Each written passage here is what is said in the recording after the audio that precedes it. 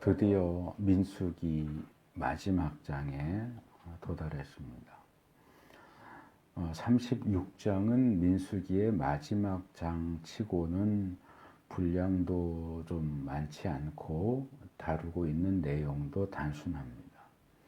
하지만 저는 이 36장이 나름대로 의미 있는 내용으로 적절하게 민수기를 잘 마무리하고 있다고 봅니다. 결론을 미리 말하는 것처럼 돼버렸지만 그것을 세 가지로 요약할 수 있는데, 첫째로 이 민수기의 후반부는 재정비라는 소제목으로 다뤘지만 주된 내용이 땅이 주제입니다.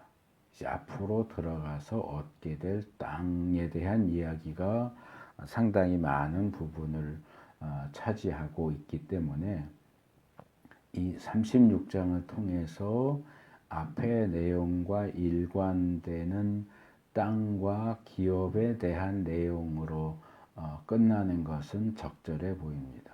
그래서 지난주에도 말씀을 드렸지만 처해 있는 상황과 주된 주제의 흐름을 보면 민수기 이야기는 그 상황은 곧바로 여호수아서로 이어지는 것을 볼 수 있고, 민수기에서 신명기를 조금 어려운 신명기를 건너뛰고 여호수아로 곧바로 들어가고 싶은 어떤 마음, 그런 관심을 끄는 역할을 한다, 이렇게 생각할 수 있습니다.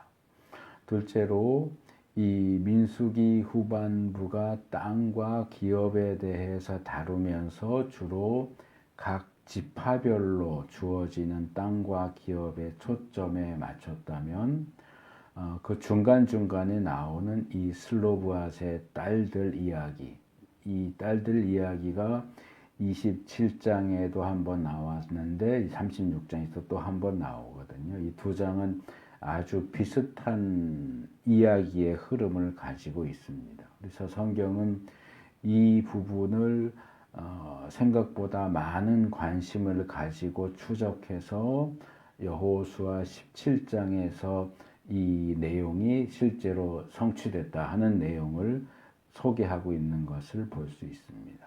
그래서 전반적인 땅과 기업에 대한 내용은 전체 이스라엘에 대한 내용이라면, 이 슬로브앗의 딸들에 대한 이야기는 한 가정 또는 한 개인을 다룬다고 볼 수 있을 것 같습니다. 그래서 이 하나님의 관심이 전체 공동체에게만이 아니라 한 가정과 개인에게도 관심을 가지시고 배려하신다 하는 사실을 생각할 수 있습니다.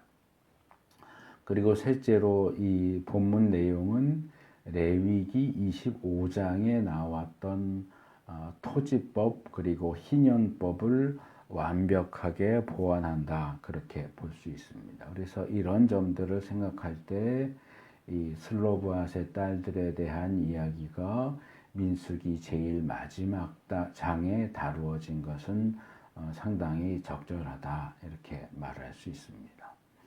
본문을 세 부분으로 나누어서 살펴볼 건데, 먼저 1절에서 4절은 이제 문제가 제기되는 장면입니다.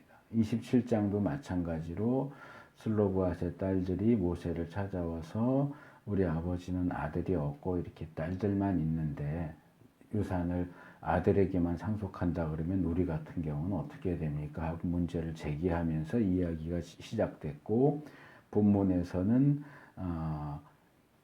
여기 보면 므낫세 지파의 길르앗 가문 우두머리들이 이스라엘의 지도부를 찾아왔다, 이렇게 얘기합니다. 왜냐하면 슬로브앗이 바로 이 가문 소속이기 때문에.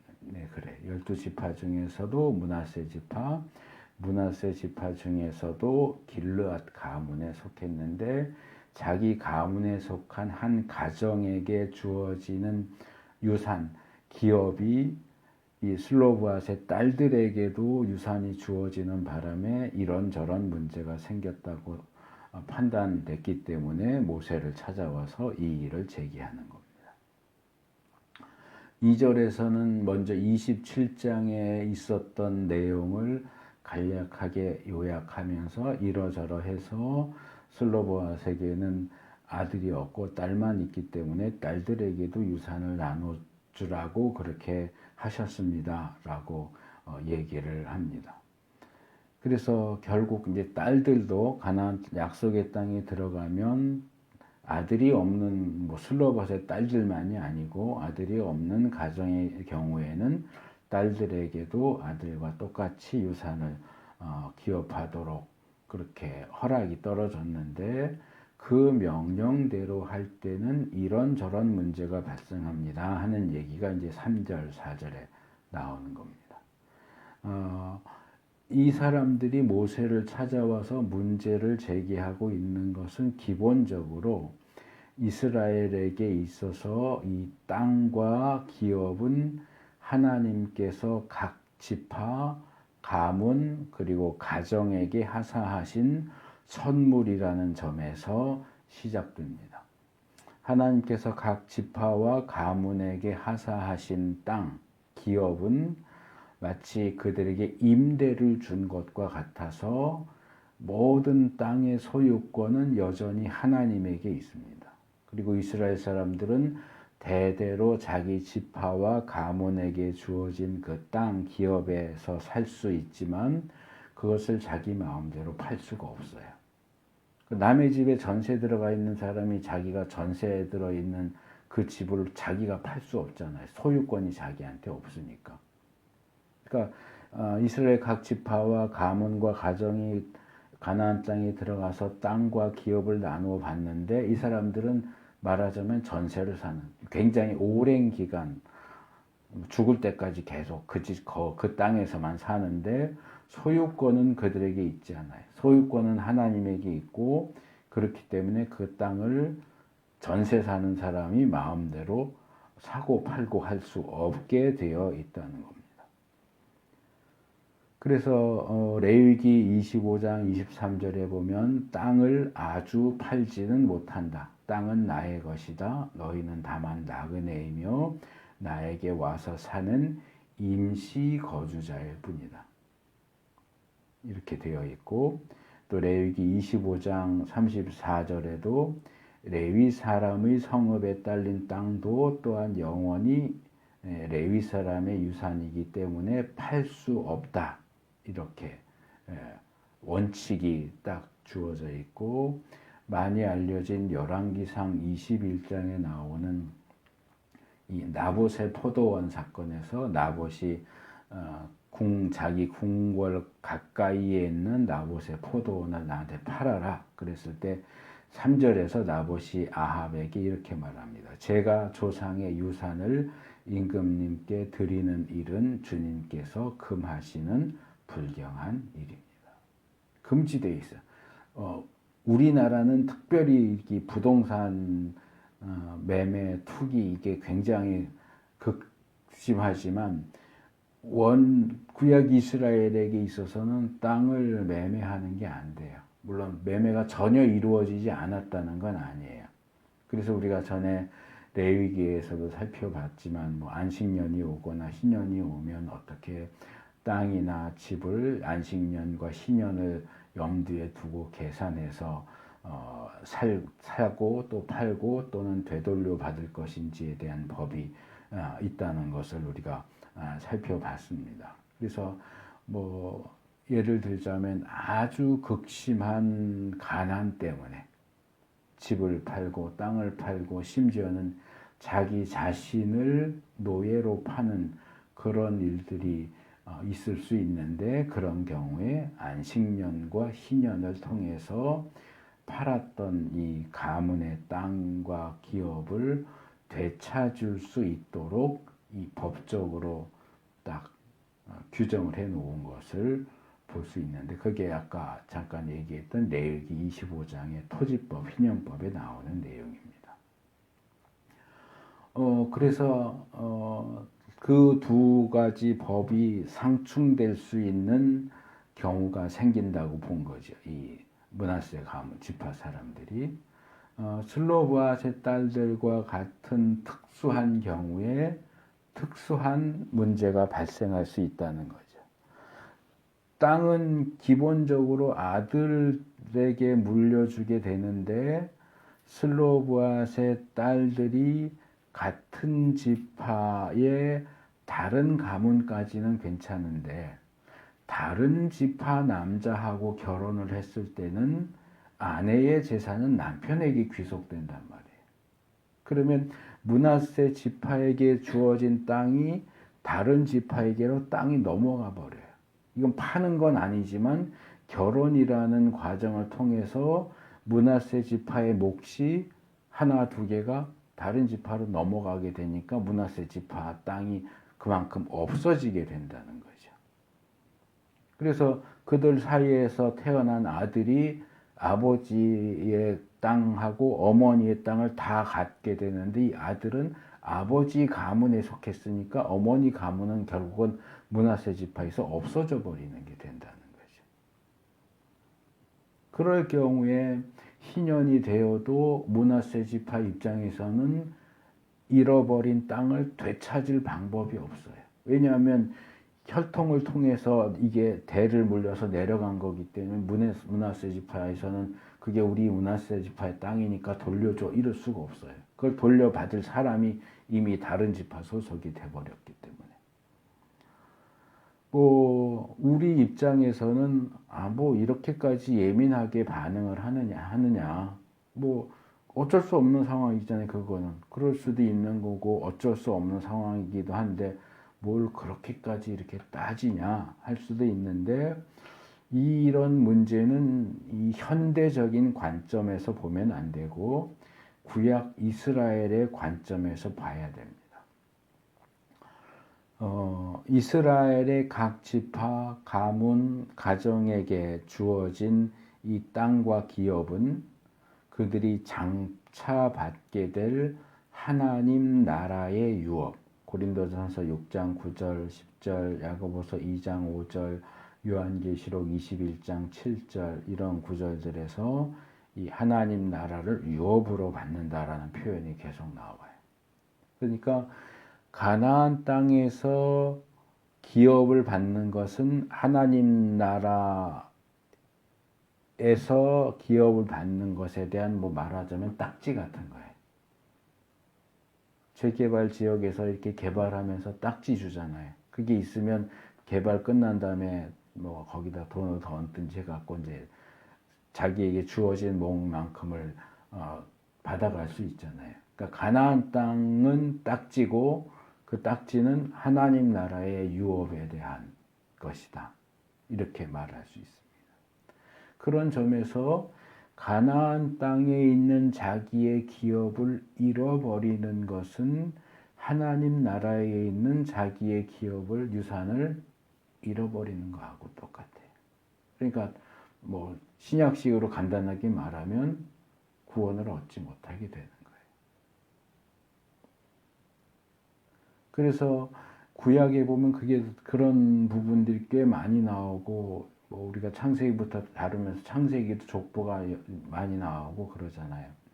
그 우리한테는 별로 관심이 없어요. 뭐 누가 누굴 낳고 누가 누굴 낳았는지 관심이 없는데 뭐 가문을 쭉 이렇게 내려오면서 족보가 나오고 뭐 특별히 그 에스라서 느헤미야서 보면은 바벨론 포로로 갔다가 돌아온 사람들의 또 명단이 쭉 나와요. 그건 족보는 아니지만 명단이 쭉 나와요.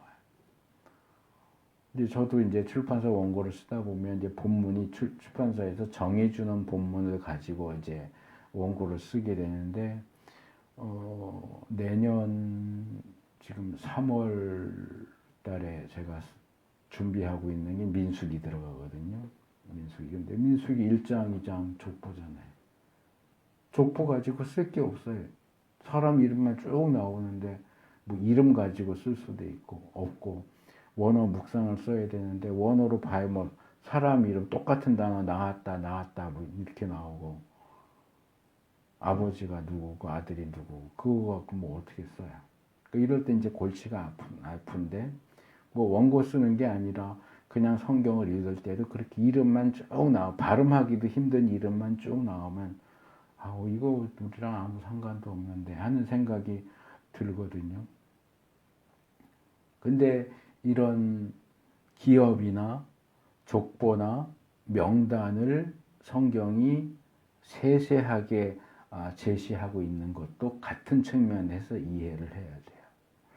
지파와 가문의 그 족보 또는 명단의 이름이 없다는 얘기는 신약식으로 말하면 생명책이 이름이 빠진다는 얘기예요. 빌립보서 4장 3절, 요한계시록 3장 5절에 생명책과 이름에 대한 내용이 나오는데, 그래서 뭐 대표적으로 느헤미야서 보면 이 포로 귀환 후에 우리는 제사장 가문입니다 라고 주장을 하는데 족보를 아무리 찾아도 그 사람들 이름이 안 나와요. 입증이 안 되는 거예요. 그래서 족보가 확인이 안 돼. 족보를 통해서 자기들이 이 제사장 가문의 후손이라는 것을 입증할 수 없는 사람에 대해서는 너희들은 제사장 일도 하면 너희들은 제사장이라고 주장을 하는데 주관적으로 주장을 하는데 객관적으로 명단이 없어. 그러니까 너희들은 제사장으로 일을 할 수도 없고 제사장들에게 주어지는 목 우리가 레위기에서 자세히 살펴봤잖아요. 뭐 제사 지내면 뭐 주고 뭐 가죽 주고 소재에서 남은 거 주고 뭐 분배하고 이런 거 나오잖아요. 그것도 너희들 받을 수 없어. 라고 하는 장면이 나오는 거예요. 족보에서 빠지면 배제돼요. 그렇게 놓고 생각을 하면 이 사람들이 왜 이렇게 이 문제를 놓고 신경을 곤두세우는지를 이해할 수 있습니다. 이제 두 번째로 5절에서 9절을 보면 이들이 이제 제기한 문제를 어떻게 해결하는가 하는 내용이 나옵니다. 모세는 그들의 문제 제기에 대해서 아무 그런 쓸데없는 소리 하고 있냐 이러지 않고 무시하지 않고 그들의 문제를 다룹니다. 본문에는 자세히 나오지 않지만 아마 민수기 27장 5절에서 11절 슬로브앗의 딸들이 문제 제기했을 때 모세가 어떻게 행동했는가가 거기엔 좀 더 자세히 나오는데 아마 이 문제를 하나님께 아뢰었을 겁니다. 그때도 슬로브앗의 딸들이 이렇게 얘기하는데 하나님 어떻게 해야 될까요? 물어보고 답을 얻어서 답변을 준 것처럼 이번에도 여기 본문에는 36장에는 그 내용이 안 나오는데 아마 므낫세 지파 사람들이 와서 이런 문제를 제기하는데 이런 경우에는 그럼 어떻게 해야 됩니까? 하고 아마 하나님께 물어본 다음에 하나님이 주신 답변해 주신 내용을 전달했을 것으로 보입니다. 그 내용은 간단합니다. 슬로브앗의 딸들과 또 그들과 비슷한 형편에 있는 유산을 받은 딸들, 아들이 없어서 딸인데도 유산을 받은 사람들은 자기가 원하는 사람과 결혼을 할 수 있지만 반드시 같은 지파 남자들하고만 결혼을 해야 된다. 그래서 하나님께서 각 지파에게 가문에게 허락하신 땅과 기업이 다른 지파에게 옮겨지는 일이 없도록 해라. 그게 결론입니다. 그래서 이 해결책이 사실 간단해 보이죠. 간단해 보이는데 조금만 더 생각을 해보면 뭔가 이건 말이 안 되는데 하는 것처럼 느껴지기도 해요. 왜냐하면 자기가 원하는 사람과 결혼할 수 있다라고 분명히 얘기를 했어요. 첫 번째 원리가 너가 원하는 남자하고 결혼해도 돼. 근데 같은 지파 안에서만 해야 돼. 라고 무제한인 것처럼 먼저 얘기를 했는데 뒤에 제한이 있더라요. 아무하고 나는 안 되고 너가 원하는 사람 그러나 지파 안에서만 신랑감을 찾아. 다른 지파 남자하고는 결혼하면 안 돼. 이건 완전한 자유는 아니죠. 일단 바운더리를 치고 그 안에서 마음대로 해요. 바운더리가 없이 마음대로 하는 게 아니고 이 경계선을 그어놓고 요 안에서 마음대로 해 하니까 이건 꼭 무슨 조삼모사 하는 것 같기도 하고 뭐 결혼도, 아니, 다른 지파 남자를 좋아할 수도 있는 거지. 다른 지파 남자. 뭐 이스라엘 안에서는 그런 경우들이 그렇게 뭐 적진 않았던 것 같거든요. 지파들 사이에. 어쨌든 동족이니까. 그러니까 결혼한 것에 큰 문제가 될 건 없는데 여기에 이제 기업이 걸려 있으니까. 이 여자가 누구와 결혼하느냐에 따라서 한 지파에게 주어진 기업이 다른 지파에게 옮겨갈 수 있는 특수 상황이기 때문에 그 경우에는 다른 지파와의 남자와의 결혼은 안 된다. 저는 이 부분을 이렇게 묵상을 하면서 이거는 권리와 책임이라고 하는 안경으로 보면 되겠다 하는 생각이 들었어요. 이 권리와 책임이라고 하는 안경을 쓰고서 보면 27장에 나오는 내용은 슬로브아세 딸들이 모세를 찾아와서 우리 아버지는 아들이 없고 딸들만 있는데 그러면서 해서 결국 딸들도 유산 상속권을 차지하게 된 것은 권리의 문제예요. 아들이 없는 집안의 딸들에게는 유산 상속할 권리가 있다는 것을 얻어낸 거죠. 반대로 이 36장은 권리를 얻은 슬로브아세 딸들에게 책임을 요구하는 내용이라고 볼 수 있어요. 이게 사람이 참 영악해서 권리에 대해서도 참 민감하게 반응을 하고 책임에 대해서도 참 민감하게 반응을 합니다. 근데 그 반응이 정반대죠. 권리는 할 수 있는 한 다 챙겨 먹고 싶어요. 무한대로 권리는 주장하고 싶은데 책임은 티끌만큼도 지고 싶지 않아요.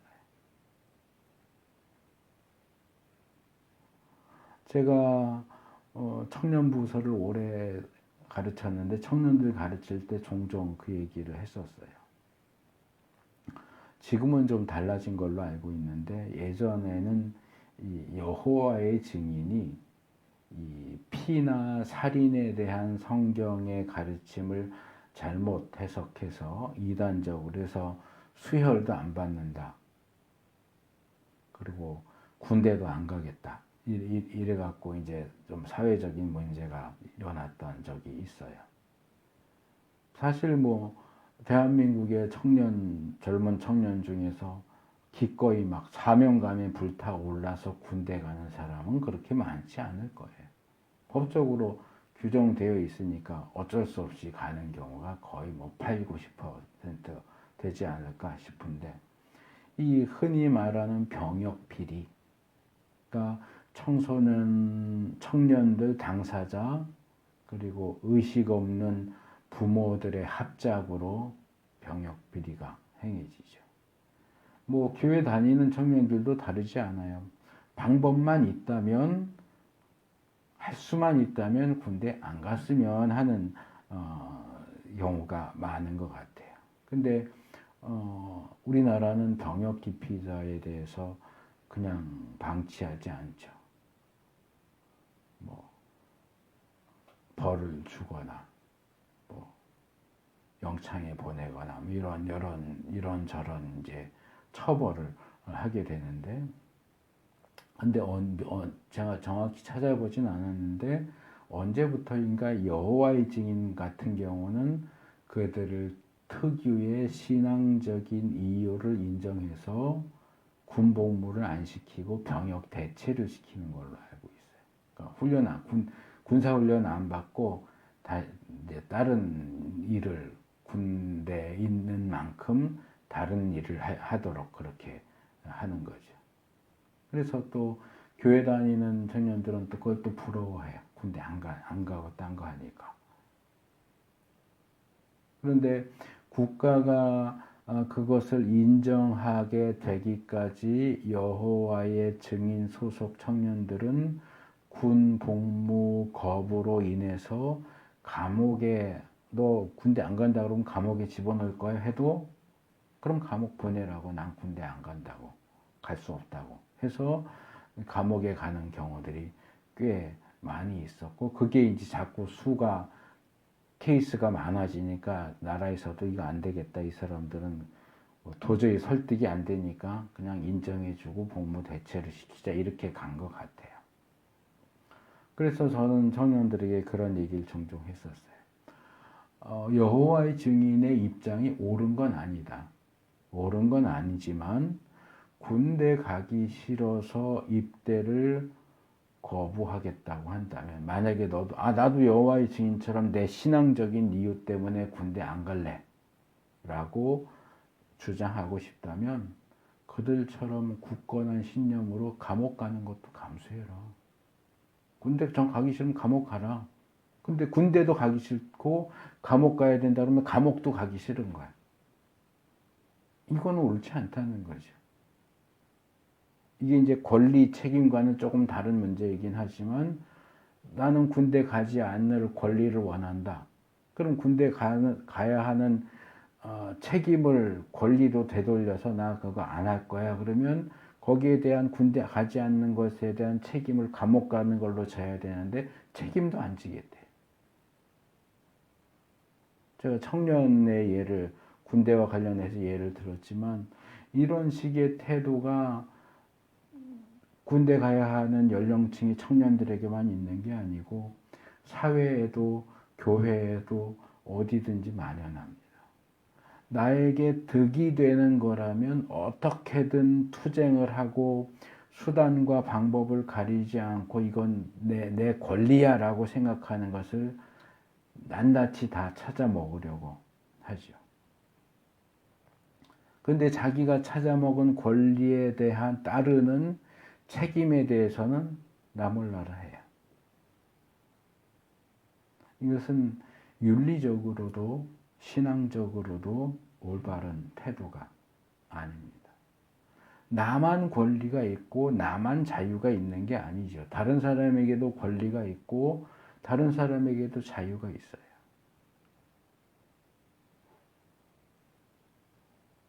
여러 사람이 앉아있는 나 혼자, 나 지금 떠들고 싶으니까 막 고성방가하고 막 시끄러운, 내 자유야. 그럼 다른 사람이 조용하게 있을 자유는요?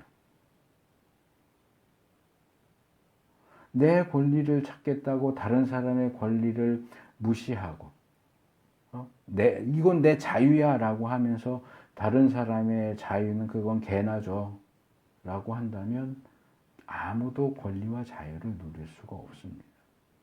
너도 나도 다 권리만 찾아 먹겠다고 하고 책임을 지지 않으면 결국 누구도 찾아 먹을 수 있는 권리가 남아있지 않게 될 겁니다.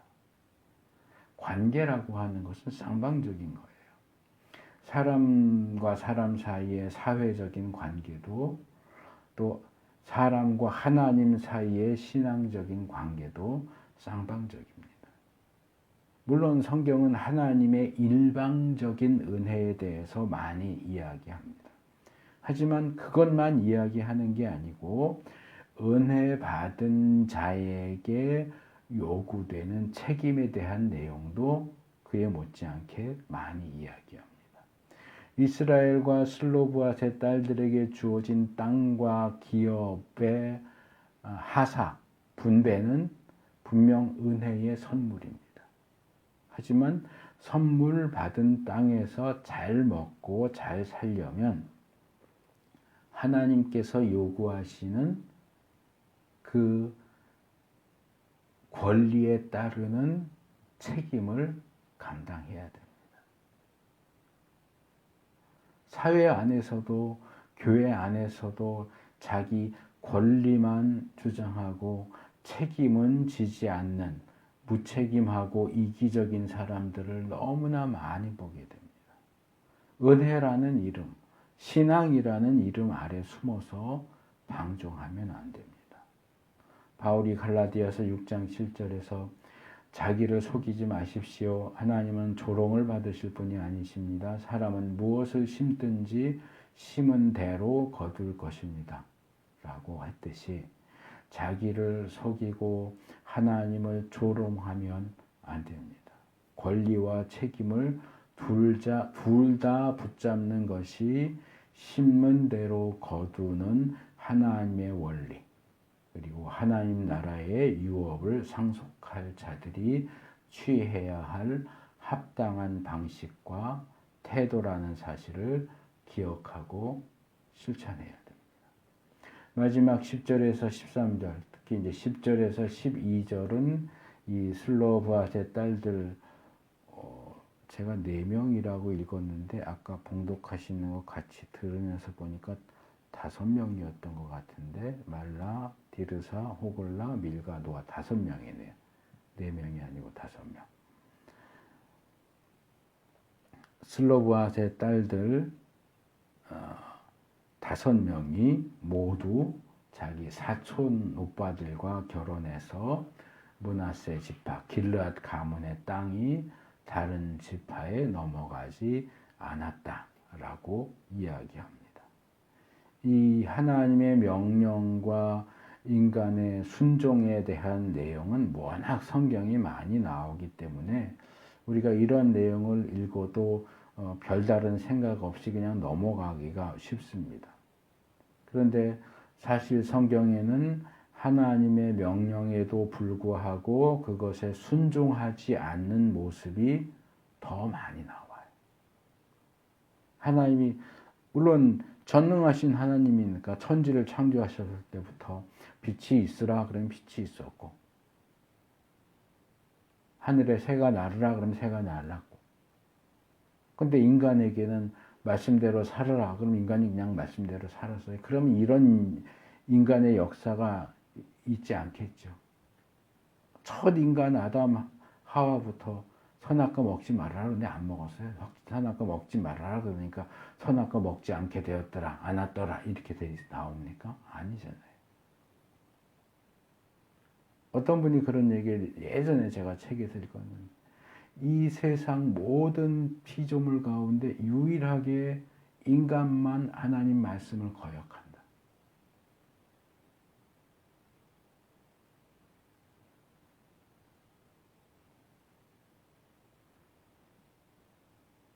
우리가 이렇게 성경을 읽으면서 아무개가 순종했다, 아무개가 순종했다더라 이러고 넘어가지만, 사실 그런 내용들을 읽을 때 내가 그 사람의 입장과 자리에 있어서도 그 사람처럼 순종했을까를 물어야 돼요.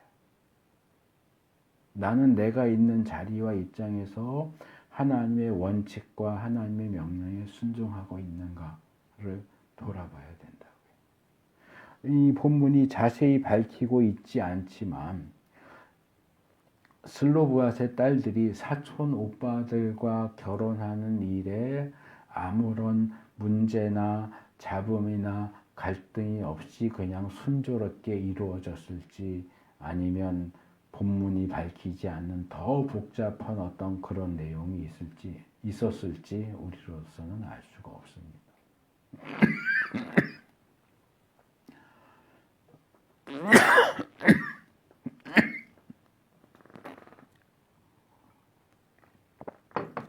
그들을 흠잡으려고 하는 말이 아니라 앞에서 지적한 것처럼, 결혼도 내 마음대로 못해?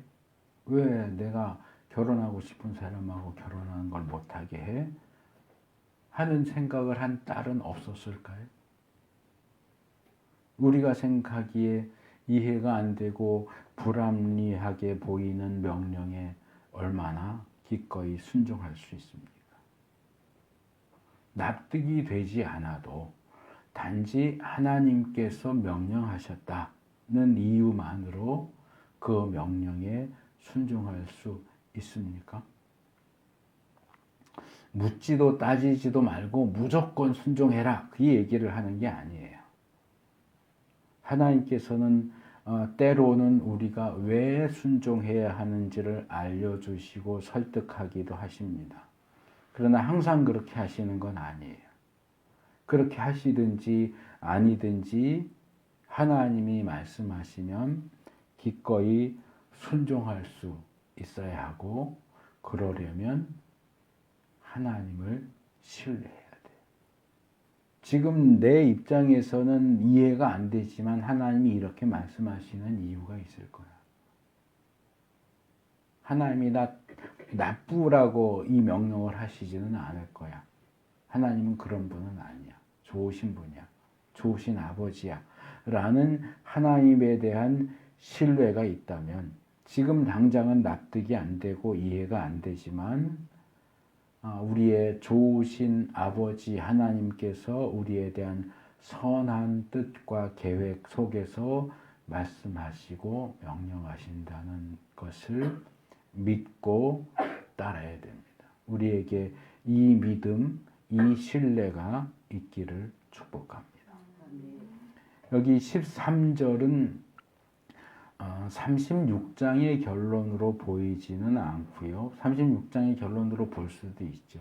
아들이 없이 유산을 받은 딸들은 이렇게 이게 하나님의 말씀이다 라고 도장 꽝 찍는 것일 수도 있고, 뭐 다르게 보면 민수기 전체의 결론이라고도 볼 수 있고, 중간 정도로 좁히면 이 후반부 재정비에 나오는 땅과 기업에 대한 말씀, 이 후반부를 마무리하는 말씀일 수도 있고, 특별히 이 기업 분배에 이 후반부가 초점을 맞추고 있기 때문에 앞으로 하게 될 기업 분배 명령을 마무리하는 걸 수도 있다, 이렇게 생각이 듭니다. 그리고 그런 관점에서 예수님께서 마태복음 11장 12절에서 하신 이 세례자 요한 때로부터 지금까지 하늘나라는 힘을 떨치고 있다. 그리고 힘을 쓰는 사람들이 그것을 차지한다. 이 말씀으로 오늘 말씀의 결론을 맺어도 되지 않을까 생각이 들어요. 이 세 번역은 여기 각주를 달아놓고 힘을 떨치고 있다는 폭행을 당한다. 힘을 쓰는 사람들이는 폭력을 행사하는 사람들이 이렇게 읽을 수도 있다라고 했어요. 이게 왜냐하면 여기 사용된 헬라어 단어가 앞에는 비아조라는 동사고 뒤에는 비아스테스 같은 어근을 가진 명사입니다. 비아조는 강제한다, 강요한다, 힘을 사용한다, 폭력을 가한다, 이런 뜻이기 때문에 그냥 중립적으로 힘을 사용한다, 힘을 쓴다 이렇게 읽을 수도 있고, 폭력을 쓴다, 부정적으로 폭력을 쓴다 이렇게 읽을 수도 있는 가능성이 생기는 거예요. 근데 여러 가지를 조합해 보면 이 본문 문맥에서는 힘을 써서 강제로 들어간다 이런 정도로 이해할 수 있을 것 같아요. 그래서 이 비아스테스는 난폭한 사람, 폭력적인 사람, 강한 사람, 원기왕성한 사람을 가리킵니다. 그렇다고 해서 이것을 여기 각주에 있는 것처럼 또 비아스테스의 다른 뜻처럼 난폭한 사람, 폭력적인 사람, 힘센 사람, 이런 사람들이 천국을 차지하게 된다, 이렇게 읽기는 힘들어요. 왜냐하면 바울이 제시하는 대표적으로 고린도전서 6장 9절 10절을 보면 하나님 나라를 상속받지 못하는 불의한 사람 목록에 음행, 우상숭배, 간음, 동성애, 도적질, 탐욕, 술취함, 중상모략, 약탈 이런 것들이 들어가 있는 것을 보면 이 말씀이 어떤 폭력적인 깡패 같은 사람들이 하나님 나라를 약탈한다, 뺏는다, 그렇게 읽는 것은 아닌 것 같고요. 그냥 중립적으로 힘을 쓴다, 또 개역에서는 침노한다, 사전적인 의미를 종합해서 하면 힘을 써서 강제로라도 하나님 나라에 들어가는 거예요. 정말 애쓰고 힘쓰는, 극단적으로 자기 있는 힘을 다 해서 나는 어떻게 해서든지 하나님 나라 들어가야 돼 하는 사람. 그게 이제 너무 심하니까 폭력적으로 보일 수도 있지만 정말 자기의 모든 걸 다 갈아 넣어서 그렇게 해서라도 천국에 들어가겠다 라고 하는 사람이 천국에 들어간다. 이렇게 이해를 해야 될 것 같아요. 그래서 이것을 오늘 본문 내용과 연결시키면 슬로바스의 딸들이나 이 므낫세 지파 사람들이 그런 사람들이다. 이렇게 볼 수 있죠. 뭐 이럴 수도 있고 저럴 수도 있고 뭐 전반적인 관습이 전통이 그런데 뭐 어쩌겠어. 뭐 우리 아버지가 아들을 못 낳았는데 어떻게? 우리가 뭘 할 수 있겠어? 여자들 힘없는 여자들이 뭘 할 수 있겠어? 또 하나님이 모세를 통해서 아들이 없는 가정에는 딸들에게도 유산을 상속하라고 그러는데 뭐 그 딸들이 다른 집안 남자 좋다고 결혼하면 뭐 유산이 그쪽으로 넘어가도 뭐 어쩔 수 없지. 하나님이 명령하셨다는데 이루고 넘어가는 게 아니고 적극적으로 나서서 이거 문제 있습니다. 이거 시정해 주세요. 나도 좀 받아야 되겠습니다. 나도 좀 살아야 되겠습니다. 하고 뭐라 그럴까 막무가내를 이렇게 밀고 들어오니까 그 문제를 하나님이 배려해 주시잖아요. 그래서 신앙적인 제가 이제 부모와 자식을 이렇게 보면 뭐 교회 다니는 사람도 전혀 다르지 않은데 만약에 뭐 입시를 앞둔 자녀가 학교를 안 간다, 공부를 안 한다, 그러면 정말 펄펄 뛸 거예요, 모든 부모들이. 근데 입시를 앞둔 자녀가 교회를 안 간다? 그거 갖고 펄펄 뛰는 사람 본 적이 없어요.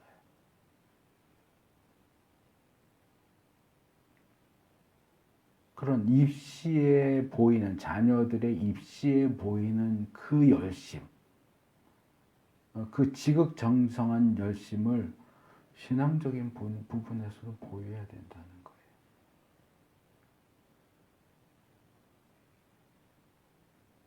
직장 다니는 자식이 출근해야 되는데 자빠도 자고 있어.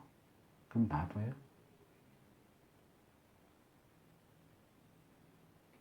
그냥 안 놔두잖아요. 깨우잖아요. 잔소리 하잖아요. 근데 주일날 교회 가야 하는 자식이 자빠도 자고 있어. 그럼 깨웁니까?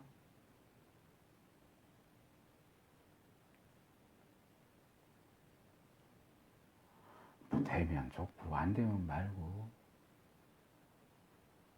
그런 뜨뜻미지근한 태도를 취하는 사람은 하나님 나라를 유업으로 받을 수 없습니다. 신앙적인 열심을 품고 책임을 다하는, 권리만 주장할 것이 아니라 책임도 다하는 우리 모두가 될 수 있기를